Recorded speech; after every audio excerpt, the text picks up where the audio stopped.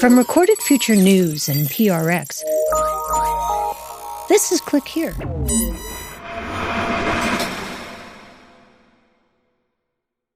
Hey there, it's Dina. Last week, I joined host Jen White on 1A, the daily news show from NPR and WAMU. Twice a month, we get together for something we call CyberMonday.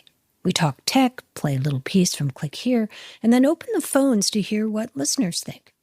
This time, we talked about scam farms, sprawling compounds across Southeast Asia where people are held captive and forced to run online scams that reach around the world. If you missed it, we wanted to share a shorter version of that conversation. Take a listen.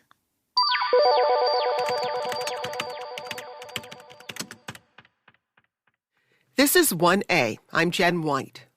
Unfamiliar numbers calling your phone multiple times a day. A text message warning you to pay overdue taxes or unpaid tolls. You've probably received a version of a scam call or text, but where do they come from? One answer is scam farms. They're elaborate compounds run by organized crime groups, mostly in Southeast Asia. These compounds look like call centers, but they operate more like prisons. And the ripple effects are huge. Money moving across borders, armed groups competing for control, and hundreds of thousands of trafficked workers trapped inside. Joining us in studio as part of our regular Cyber Monday series is Dina Temple-Reston. She's the host of the podcast Click Here from Recorded Future News and PRX. Dina, it's great to have you back. Thanks so much. So for people who may not have heard this term before, just give us more insight into what exactly is a scam farm.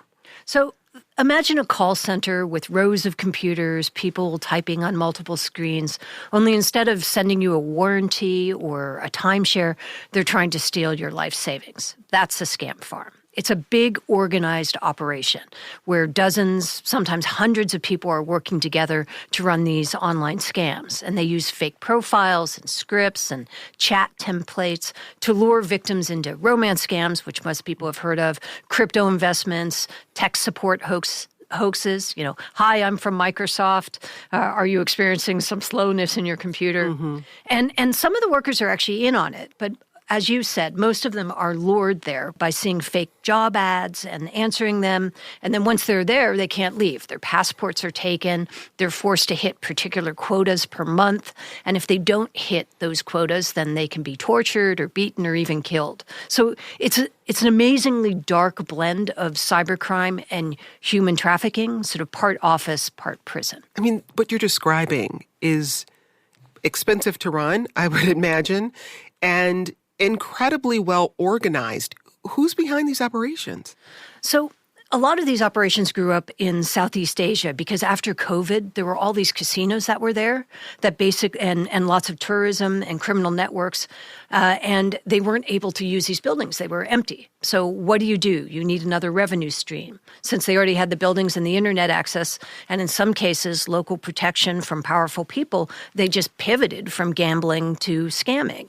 And if you add to that weak law enforcement, corruption, borders that are super hard to police, you've got a region where scam farms can just sort of proliferate. There's also a steady supply of labor. People are desperate for work in these areas, and sometimes they're smuggled in from nearby countries and end up, as you say, behind these locked doors, forced to text strangers for 12, 16 hours a day. I mean, tell us more about the people who are lured into being trafficked at these compounds. How do they typically get there? Typically what happens is there is a fake job ad that they answer. We need somebody in a call center, and do you speak English and Chinese? We're for you. This is how much we'll pay you per hour. It looks incredibly legit. And it also is promising you, let's say you live in Malaysia, it's promising you sort of an opportunity to go to allegedly a big Asian city, very exciting for good pay. And it's basically doing what lots of people might be doing in regular call centers wherever they live. Mm-hmm. So they travel and then they get trapped. I can reliably depend on getting at least 5 calls from numbers I don't recognize in a day, at least a couple of texts. What do these large-scale operations mean for the prevalence of people getting scammed in the U.S. and elsewhere? The U.S. Treasury estimated that last year, Americans alone lost billions of dollars in Southeast Asian scams last year. So it's incredibly prevalent. What it is instead of these one-offs or, the Nigerian prince who just needs some help to give you some money, what you have is scamming on an industrial scale. You spoke with Gary Warner. He's with Dark Tower. That's an intelligence company that tracks these scamming operations. And he explained why these scam compounds wield so much power across Southeast Asia. For some of these countries, the amount of money coming into the scam compound is equal to their entire GDP. And so in Myanmar, there have always been ethnic armies for at least the last 40 years or so that are in constant warfare with one another. Well, now a major focus of the battles is who can gain control of the places where the scam compounds are. Because whoever that is will now have the best funded army of all the little ethnic armies in Myanmar. Tell us more about the power dynamics at play here that keep these compounds functional. Well, sometimes it's local officials who are looking the other way or are even profiting from the operations. When raids happen, often the arrests don't really stick. Inside these compounds, there are managers who control workers with threats and violence. A lot of this is done by triads, which are sort of a Chinese mafia or criminal syndicate group. They take the phones and passports away from the people inside the building so they can't get out. People are told if they try to escape, we know where your family is, we'll do something to your family. They're actually given quotas. If they don't make the quotas, sometimes it's $100,000 a month. Think about that, how much money that is. If they don't make the quota, then, their families could be affected or they could be tortured. And because a lot of these scam farms sit in border regions or special economic zones, they're really hard to police. And when one gets shut down, another one just pops up in another place. So it's sort of a confluence of events: corruption, people who are desperate for money, COVID, which there were all these casinos built. Nobody was coming to them. A lot of the casinos were built by criminal syndicates or run by criminal syndicates, and this is their way to get around that sunken cash. You spoke with Charlene Chen. She's the Deputy Director, Head of Programs at Humanity Research Consultancy, and that's a firm that studies human trafficking. She says a lot of these scam bosses feel untouchable. These criminals may know that they have a very good relationship with the local transnational organized groups or even the police, and they are confident that no one's going to come in and crack down or raid their operations, or even if the victims have successfully got on hold to, for example, their embassies or their families, and to the criminals, it's fine. They could either ignore it, or if for example, the family or someone is really coming over wanting to take the victim home, then they could negotiate a ransom for the family member to buy back their child or family members. Terrifying scenario. Why is this so difficult to stop? Part of it is because of where it happens in these border regions. Part of it is also a lot of the people who are inside these scam compounds don't completely understand that they're not the people who are doing something illegal. The crime bosses are. If you think about it, you're being forced to scam. You're being forced to, have a romance scam. They gather together all these dark web materials on people. They actually have like dossiers of people that they want to scam. And they have scripts that they read from. And so the people who are actually doing it while they're being held hostage, they feel they are complicit in a crime. And I think that's why we don't see more of this happening. We had someone tell us about a particular raid that they had. And during the raid, instead of the people who were inside going, "Yay, you're here to save me," they were rushing out because they thought they were going to be arrested too. How much effort are countries putting into informing people that, hey, that job notice you got about this great opportunity, it may actually put you in a position where you're being trafficked? Not that much is the sad part of that. Sort of in the same way that we get these, you said you got at least 5 scams a day sort of coming in, either a phone call or a text. This looks very realistic. And then now with the introduction of AI, these messages look even more so, right? Hey, the main character in ours is Dylan. Hey, Dylan, in his case, was actually scammed by a friend of his that he had once worked for. So this friend said, hey, Dylan, come and have a holiday with me over the Chinese New Year. You still have a visa to the Philippines. Come and visit me. So he thought he was going to be partying with his friend. And he's sitting in this building and he's looking around waiting for his friend to come back. His friend said, I'll be right back. And he suddenly notices there are bars on the windows and all the doors are reinforced.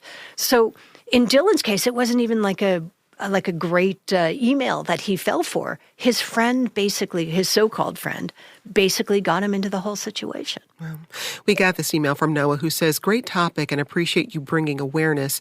The Economist put out an excellent podcast series called Scam Inc. I wish everyone would listen to it. Why is it important for all of us to understand not just that email about the security of our computer might be a scam, but that the person on the other end of that scam may be someone who's being trafficked? I think that people don't quite realize that there's a whole industry around the scamming. It always seemed like it was a one-off or small gangs. It's not. It's become industrial. And because of that, you're more vulnerable, and the people behind it, the screen, might not be someone who's really trying to scam you, but is someone who has scammed themselves. We're speaking to Dina Temple-Raston, host of the podcast Click Here from Recorded Future News and PRX. Dina, it's always great to speak with you. Thanks so much. Coming up, Dylan's story, how he walked into what he thought was a holiday visit with a friend and ended up trapped inside a scam compound, and how he managed to call for help. That's just ahead. This is 1A.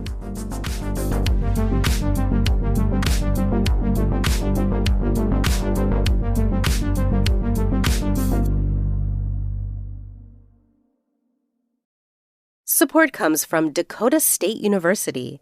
What happens when you unite dynamic minds with one revolutionary vision? A rising force on the cutting edge of everything. From a little university on the prairie to a cyber powerhouse of the plains, we're proving the nation's best cyber can come from where you least expect it.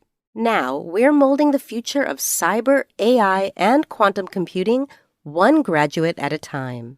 See what Dakota State University is building next at dsucyber27.com. Support for Click Here comes from Clean My Mac.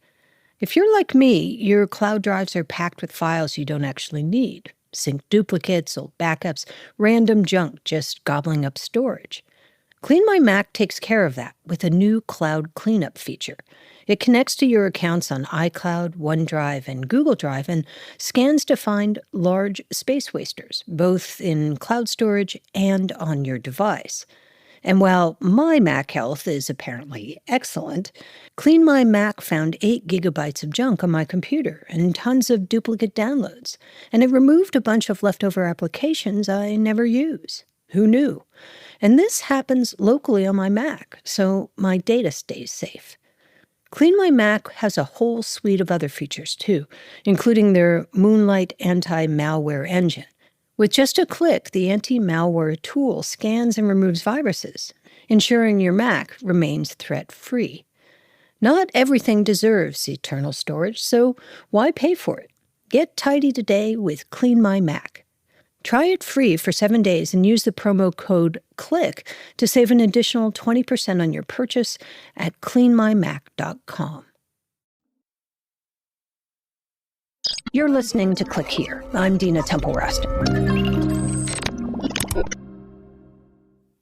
Today on Click Here, we're bringing you an episode from our friends at 1A, a daily talk show from NPR and WAMU. They had me on last week for a conversation about scamming compounds in Southeast Asia, along with a story we produced about how the Philippines is trying to crack down on these operations. Take a listen.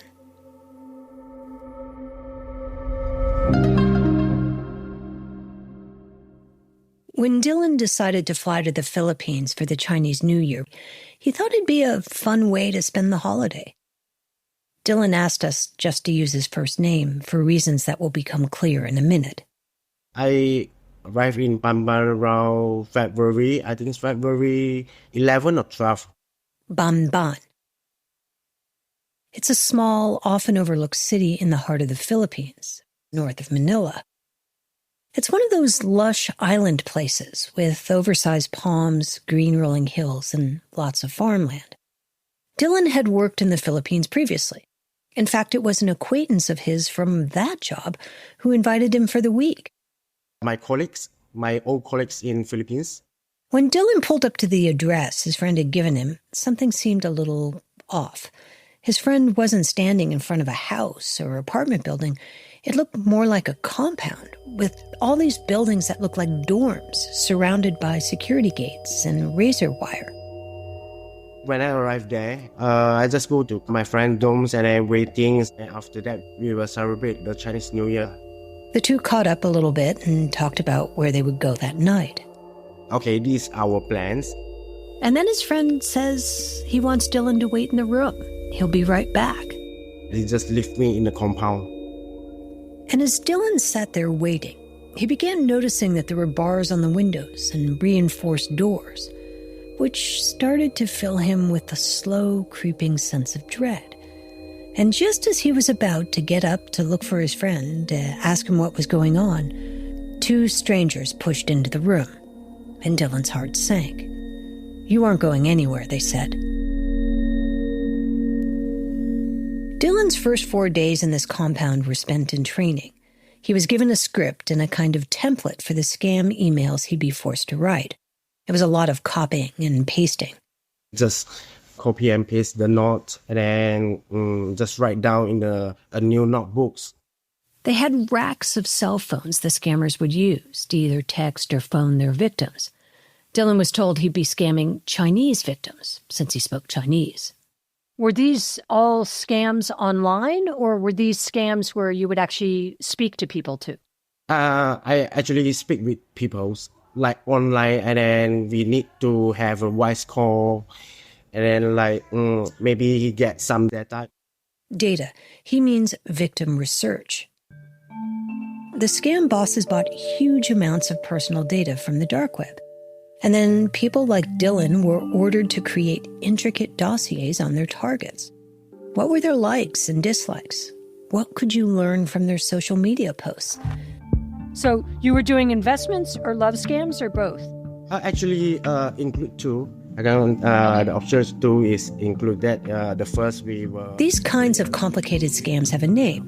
They call it pig butchering. Scammers are supposed to use all that personal data to forge a connection, to gain the trust of their victims over the course of several weeks. Fattening up the pig, they say. And then they would go in for the kill and steal as much money from them as they could.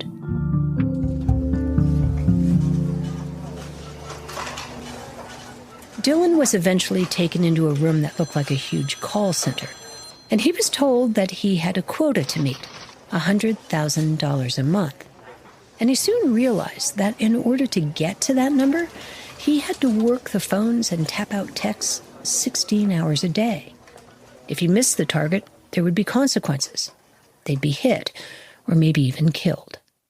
I don't have any choice, because I hear them maybe you get hit, maybe it will kill you.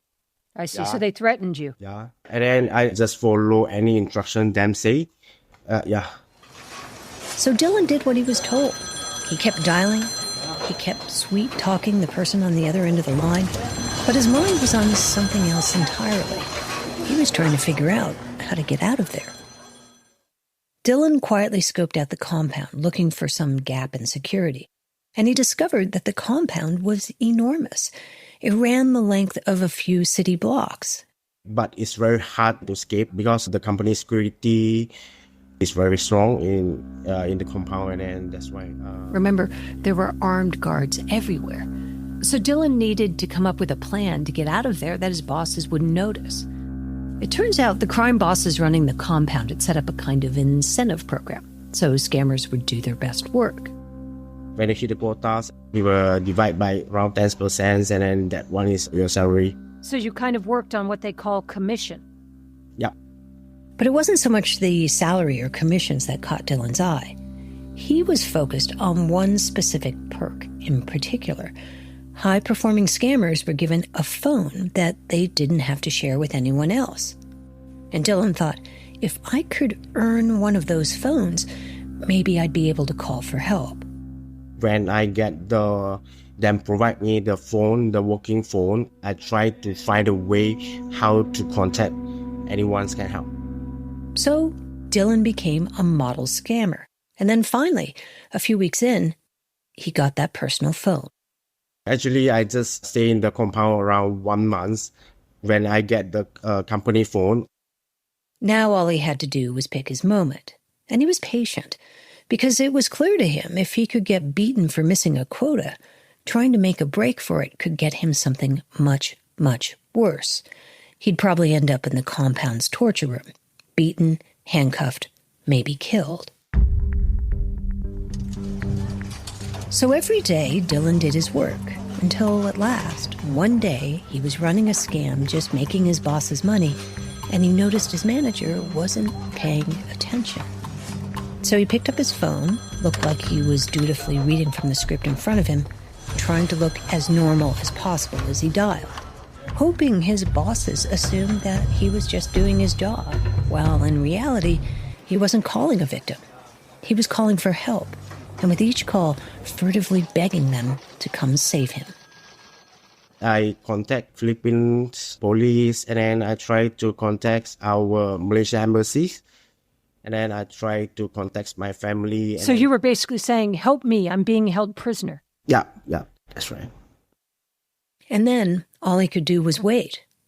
The waiting, of course, was the hardest part. And then after that, maybe first few days don't have any respondings. No responses to his calls for help. What Dylan didn't know until much later is that his desperate calls had been received. His case landed on the desk of this guy. I'm Winston John Romero Casio. I work for the Presidential Anti-Organized Crime Commission here in the Philippines.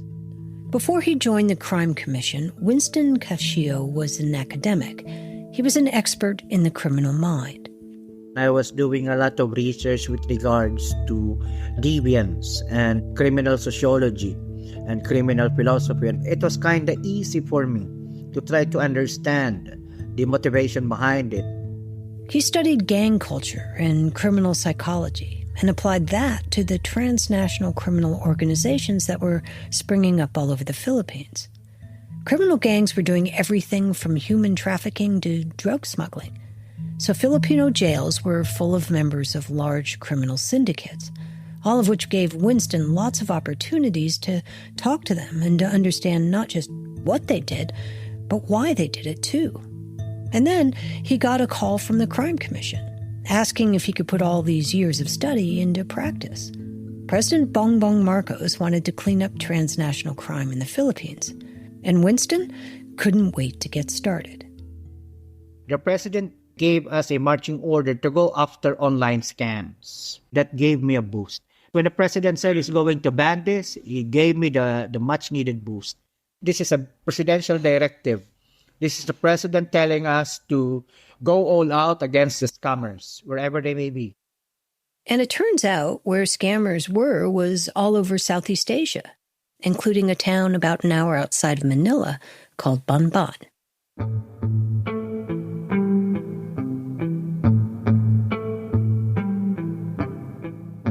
The Philippines has become a haven for online scamming for some of the same reasons that legitimate businesses set up their call centers and customer service operations there.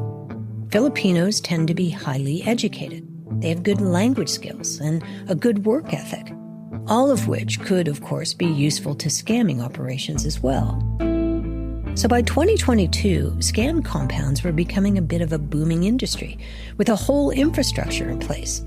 The scam farm bosses would create job postings online or recruit people in person, and the jobs looked totally legit. People might be invited to attend job introduction meetings where criminals or fake recruitment agencies or brokers will be introducing fake jobs. That's Charlene Chen. She's the deputy director at Humanity Research Consultancy, a firm that studies human trafficking. And she says it's easy to be fooled. The criminal groups promise good money, a chance to live in a bustling Asian city. The problem is, when the job seeker comes for the interview or to tour the office, they're not allowed to leave. That's a version of what happened to Dylan. Why pay benefits and salaries when you can just kidnap people and force them to work? Quite a lot of them realize that it's more cost-effective to just kidnap a group of people, force them to stay in the office, conduct online scam for them.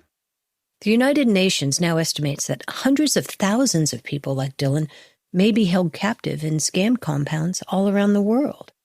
I have to be honest. The fact that these scam operations are still increasing, expanding in a crazy speed, it's quite terrifying. And now Winston and the commission were told to put a stop to it. All he needed was a tip, and he got that in part from Dylan and his secret phone calls. The Malaysian embassy informed us of a Malaysian national. They were being held against their will and forced to work as scammers. That Malaysian was Dylan. And as fate would have it, his call was the second time in the space of a week that Winston had heard that there was a scam farm hidden in the hills of Bon Bon. Just a few days before Dylan's call, a man from Vietnam had managed to do the impossible. He'd escaped from the Bon Bon compound. He evaded his captors and even ran to local police. They, in turn, put him in touch with Winston.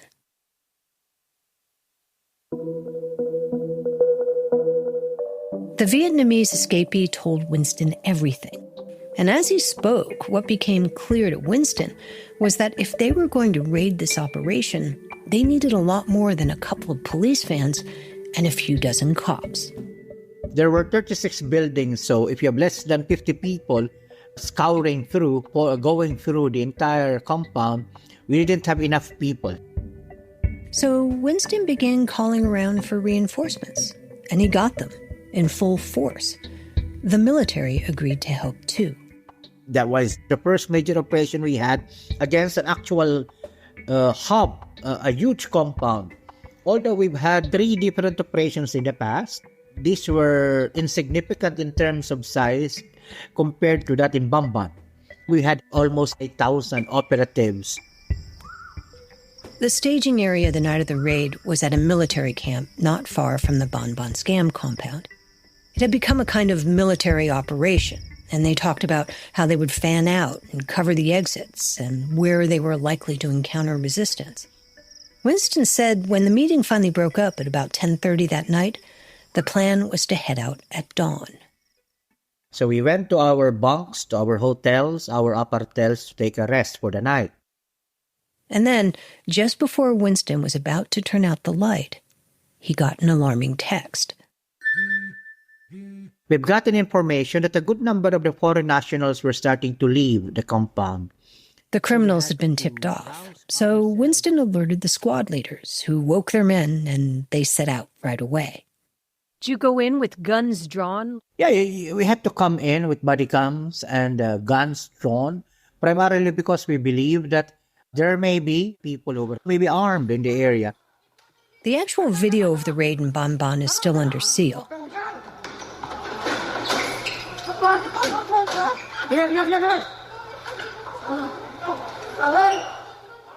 What you're hearing now is from a different raid, one that Winston says gives you a real feel for what it was like that night. Battalions of officers kicked down doors and handcuffed suspects, shouting to people to get down with their hands up. This is a legitimate operation. Don't resist. Surrender your guns. What was the first thing you saw? People trying to escape the compound. A mass of humanity was trying to push past him. The workers, the criminals. It was hard to tell who was who. And in the midst of all of this, out of the corner of his eye, Winston saw some movement. And then he heard a car start up. The car was full of scam bosses making a break for it. And before Winston had time to react, he could see his boss at the commission sprinting across the compound. And then he physically threw himself in the path of the oncoming car. The crime bosses were so surprised, they actually stopped. My boss is quite a hero, I mean, he's a former police officer. I'm not. I'm an academic. So I am not as brave as my boss. I wouldn't do that. Way. I wouldn't do that. No matter how passionate I may be with my work, but I won't use my money to block a moving vehicle. In the end, they rounded up dozens of suspected scam bosses and some 800 workers who came from all over Asia.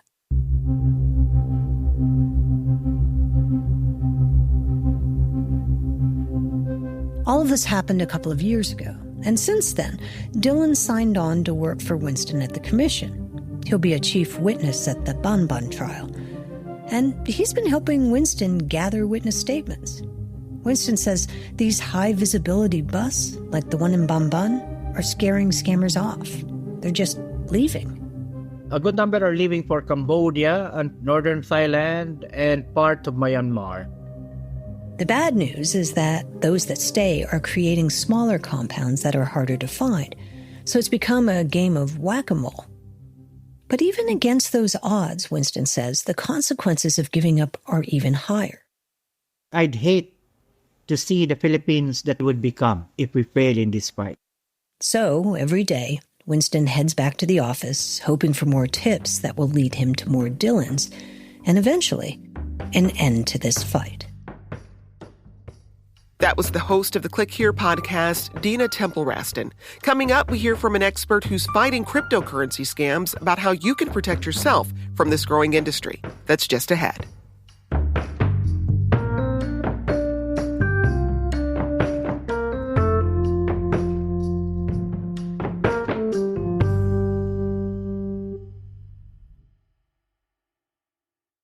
Support for Click Here comes from Claude AI. Claude is the AI for minds that don't stop at good enough. It's the collaborator that actually understands your entire workflow and thinks with you, not for you. Whether you're debugging code at midnight or strategizing your next business move, Claude extends your thinking to tackle the problems that matter. Why settle for a basic search when you can have a real conversation with Claude?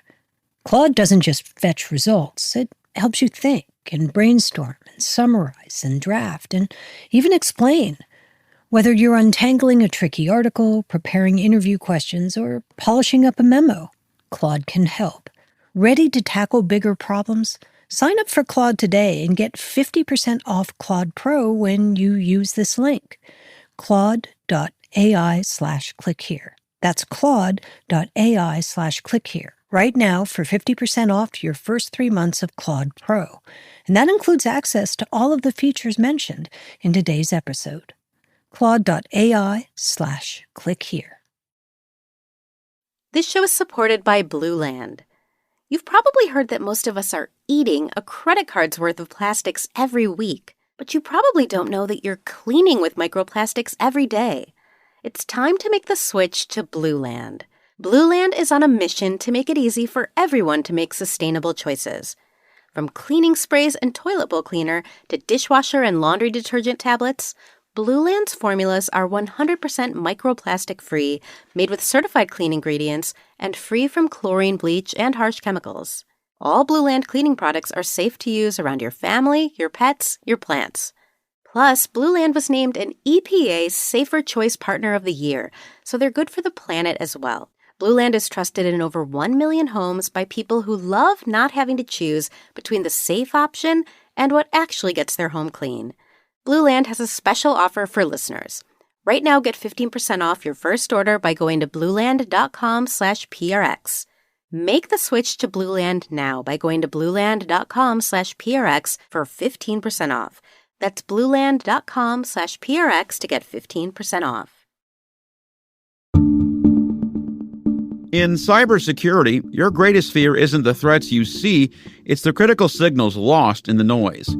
Every day, security teams sort through millions of potential threats. That's why Recorded Future exists, to give you precision intelligence tuned to your needs. Our advanced AI detects patterns humans might miss, while our threat intelligence experts, veterans of military and intelligence services, provide crucial context. With Recorded Future, you gain the confidence to identify critical threats and the precision to act before they become attacks. Learn why 1,900-plus customers, including 45-plus sovereign governments, trust us to detect threats faster and achieve 350% plus ROI within a year.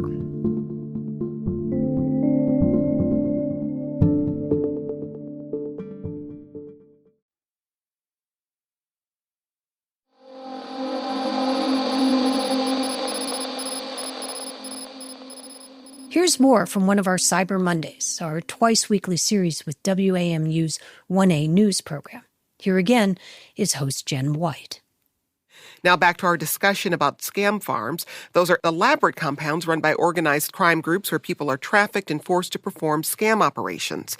It's part of our ongoing partnership with the podcast. Click here for our Cyber Monday series. And let's bring another voice to the conversation. Erin West is a national leader in the investigation and prosecution of cryptocurrency crimes. She's also the founder and president of Operation Shamrock. That's a coalition of local, state, federal, and global partners working to educate and fight against cryptocurrency scams. Erin, welcome to the program. Hi, thank you so much for having me. So earlier we talked about the people who run these scam farms as well as the people who are trapped in them, and you've actually been to several of these compounds. Describe what you saw there. It's really jaw-dropping in the true sense of the word.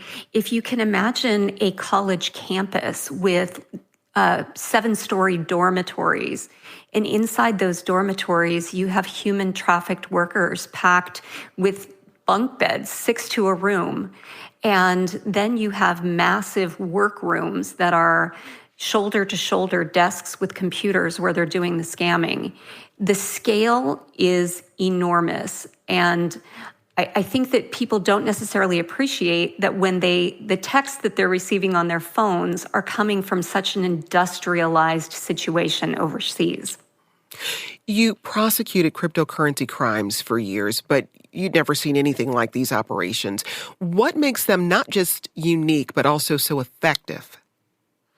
Well, the world hasn't seen anything like this. We're familiar with the Nigerian prince. We're familiar with the idea of a group of people operating together. But what's happening here is it's being run by organized criminals in an industrialized way, in that they're sharing information. They've created scripts that they've worked with psychologists on, so that what is coming at the rest of the world who are unknowing about how dangerous these scams are is really a major psychological attack that gets them to do things they wouldn't ordinarily do. Hey, what about the control being wielded over those who are being trafficked and forced to run these scams? Honestly, I don't think we have seen the likes of the level of violence that is happening against humans very often in history. What's happening inside these compounds is that in order to get regular people to do things they wouldn't ordinarily do, they've got to use violence to make that happen. They are regularly beating people with baseball bats. They're frequently using electric batons. They will put them in dark rooms for days, deprive people of water and food. There's plenty more that is egregious and war-level type coercion. Now, the Philippines government has made efforts to crack down on scam farms. How successful have they been? Well, they've done some massive work that should be applauded and should be replicated. And one of the things that is noteworthy about what they've done is they've taken away the very infrastructure that allows these scams to happen by going into Bonbon, which you just heard about, and taking over a 35-building complex. What they've done is they've shut down the opportunity to have that complex moving and creating money. That was a significant hit to the organized criminals behind it who put millions of dollars into building that thing. There's plenty more work that can be done, but I think we need to applaud any movement forward where countries are saying, we don't want this in our country, and we're going to start taking back our buildings. We got this email from Susan who says, since midsummer, I've received 3 to 8 calls a day that I haven't answered because the caller ID shows names of people I don't know. I did pick up the phone twice because the caller ID started with initials that were the same as a local company that services a utility in my home. The voice on the other end was unaccented American English. My experience doesn't exactly match what you are describing on the program, but I wonder about widespread scam operations that originate in this country. Erin, what can you tell us? Oh, this is definitely happening in the United States as well. In fact, I'm very familiar with the Georgia prison gang. This is happening from inside prisons in the United States, where phones are being dropped with drones into the facilities. And those inmates have nothing but time to be on the phone and make calls just like that. So that type of a scam is usually one that is driven by authority and fear. The idea that you haven't paid something that is owed, or that your money has been somehow tainted with money that is touched child sexual assault material, or that you haven't paid your taxes, or it's something that where you immediately must make payment. And these people will stay on the phone with victims for hours on end, directing them to move all over their area to collect cash to be either moved by Venmo or Cash App, or even picked up by a courier from their homes. As we said, the organizations running these scam compounds overseas, they wield enormous power. But what can people who might be vulnerable to being trafficked do to prevent this? What signs should they look out for? Oh, goodness. The people that are vulnerable to being trafficked really need to take care to, I would love to say that it's as easy as vetting these operations online, but the fact is we're dealing with an enemy that is enormously clever, enormously moneyed, and capable of making anything sound and look real. So what I would say for victims or potential victims of human trafficking, really, I would avoid Southeast Asia right now. I would avoid anything that involves a movement to South Asia. But what we also know is that these organized crime syndicates know that Southeast Asia has been exposed as a hot spot, and now they're moving to other places. They're moving to South America. They're moving to Dubai. They're moving to Africa. So the fact is, my best advice for people looking at jobs abroad is to really look at the amount that they're willing to pay you. And if it seems completely exorbitant, there's a good chance that you're being trafficked. That's Erin West. She's a national leader in the investigation and prosecution of cryptocurrency crimes and the founder and president of Operation Shamrock. Erin, thanks for speaking with us. Thank you so much for having me.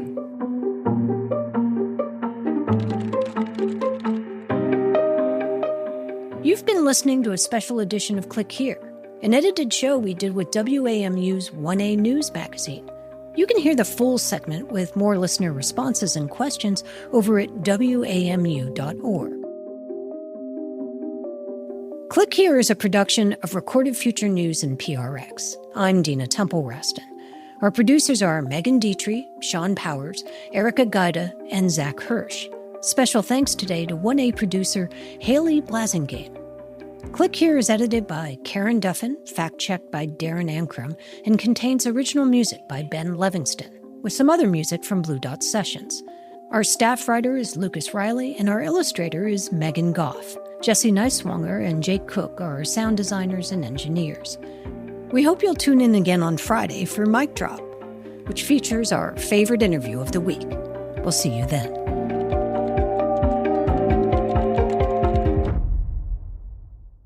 If you're looking for a daily guide to cybersecurity news and policy, sign up for the Cyber Daily from Recorded Future News. It serves up the day's most interesting and important cyber stories from our sister publication, The Record, and then aggregates all of the big cyber stories you might have missed from news outlets around the world. Just go to therecord.media and click on Cyber Daily to get all you need to know about the world of cybersecurity right in your inbox.